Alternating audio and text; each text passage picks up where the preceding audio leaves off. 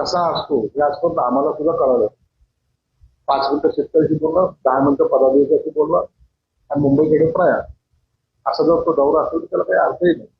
म्हणून आता कधी आलं काय गेलं काय, ज्या ठिकाणी पक्ष शिल्लक राहिलेलं नाही त्या ठिकाणी कुणीच संवाद साधला. म्हणून आता किती हातपाय हलवले तरी त्यांना इथं पाठिंबा मिळणार नाही. पोलीस जे काही नियम आहेत त्या पद्धतीने मोर्चाला नक्कीच परवानगी त्यांच्या नियमात बसत असेल तर देतील आणि त्या नियमाप्रमाणे याने देखील मागणी केली पाहिजे. मुद्दा तो नाही आहे. मुद्दा आहे की आजचा मोर्चा हा खोटेपणाचा कळस आहे. लोकसभेला महाविकास आघाडीला 48 पैकी 30 जागा मिळाल्या. त्यावेळेला यांना कुठेही मतचोरी वाटली नाही, ईव्हीएम बद्दल शंका वाटली नाही.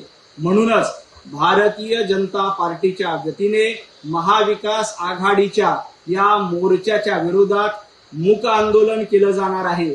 दुपारी 1 वाजता गिरगाव चौपाटी इथं या मूक आंदोलनाला सुरुवात होईल आणि महाविकास आघाडीचा हा नौटंकीपणा, दुटप्पीपणाची पोलखोल करण्याचं काम भारतीय जनता पार्टीच्या वतीने करण्यात येईल.